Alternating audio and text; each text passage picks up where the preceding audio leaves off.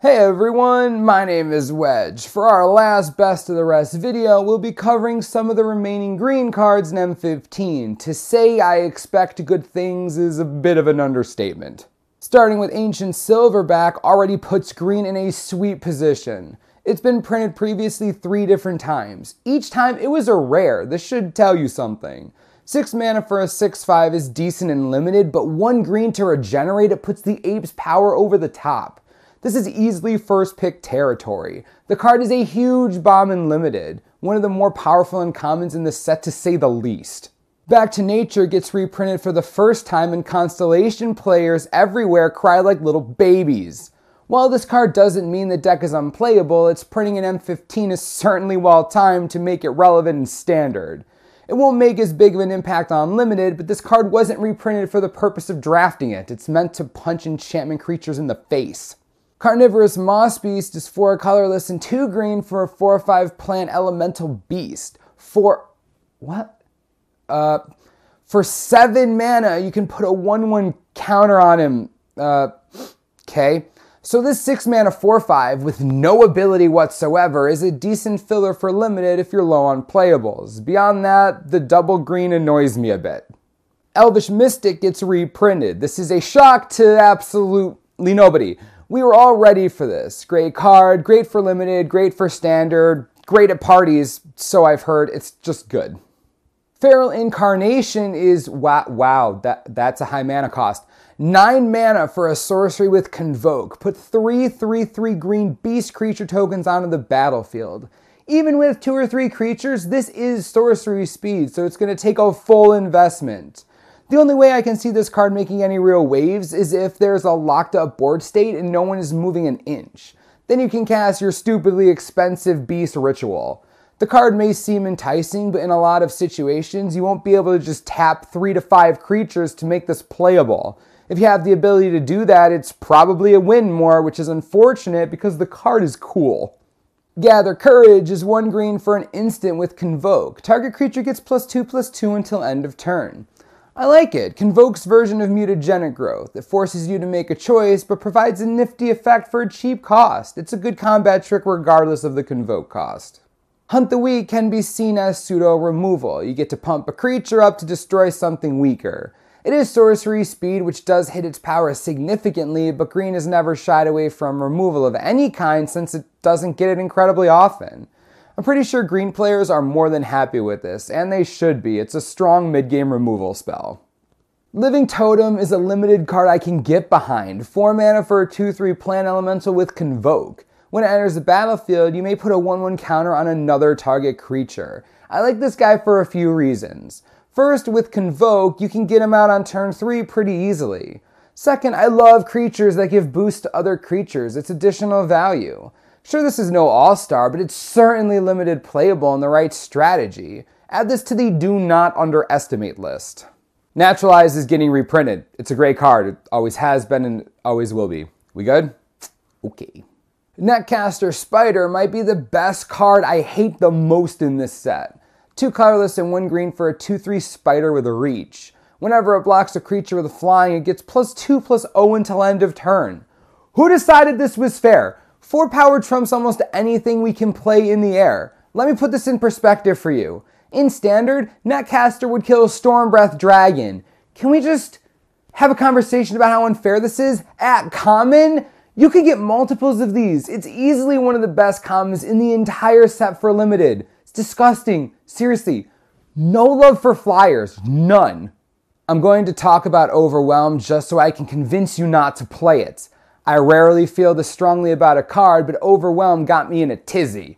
It was printed in original Ravnica, but I didn't have a chance back then to dislike this card, so here I am. 1, it's 7 mana. 2, it's sorcery speed. 3, it doesn't give trample. 4, it doesn't give trample. 5, it doesn't give trample.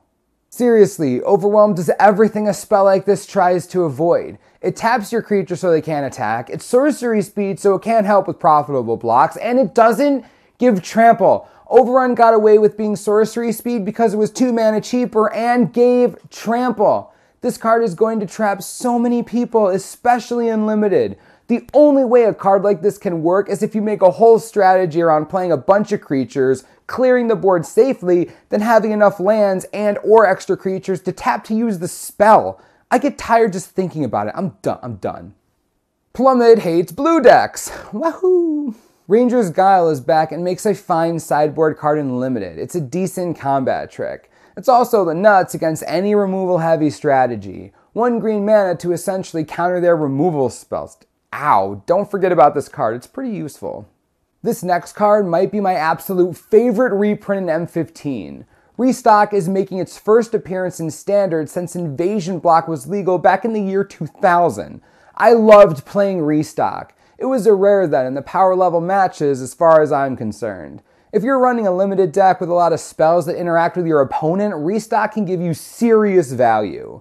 I can see this being a powerhouse in a red-green or black-green limited pool. I love this card. Big ups to Green for getting this reprint. Satyr Wayfinder is... Satyr Wayfinder? What are you even doing here?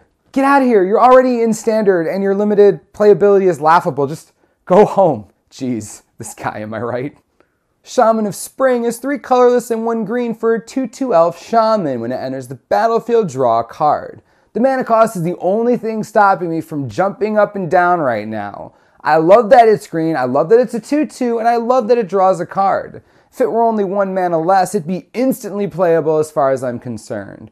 Where it stands now, it might see some fringe limited play, but 4 mana is a big investment here. Seedworm is 7 mana for a 5/5 worm with Convoke and Trample. This is playable and limited for sure. Convoke lets you get this down 3 turns early, maybe more. A 5/5 Trampler is sweet, and while tapping creatures isn't optimal, if it helps to get this guy down, I'd say it's probably worth it. Titanic Growth is a pump spell that is playable and limited. I can see standard aggressive decks trying to run this as well. Turn 1 Elvish Mystic, turn 2 make it a giant, swing 5. Your turn. Oh, it looks like you've peed yourself. That's unfortunate. Undergrowth Scavengers, 4 mana for a 0/0 fungus horror. It enters the battlefield with a number of +1/+1 counters on it equal to the number of creature cards in all graveyards. It might not have a significant impact in Limited without a specific strategy, but it will certainly be used elsewhere. Commander players will eat this up. It says all graveyards, and that's pretty much the only real barrier of entry for the format. I've also read that people are calling this the poor man's Night Howler. While I understand where you're coming from, keep in mind that the Howler's power and toughness both change as the game progresses. The Scavengers doesn't. It's worth remembering. The last card we're going to talk about is Wall of Mulch. First, love this reprint. It was first printed in Onslaught at the height of my time in Standard, so I'm a little biased, but it's a sweet card. 2 mana for a 0/4 wall is but it has an insane sacrifice ability. The ability to sacrifice any wall instead of just itself is pretty cool. Plus, it's only 1 green mana in addition to the sacrifice. Just pay this and boom, you get to draw a card. Wall Tribal is totally real, guys. You gotta find a way to splash green into your Phoenix Mill decks, because that strategy wasn't already outrageously difficult to successfully put together. Yeah, sorry.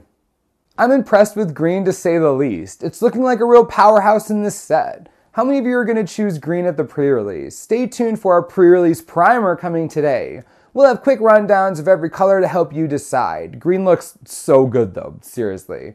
As always, subscribe below for the latest and most reliable M15 spoiler information you could ever need.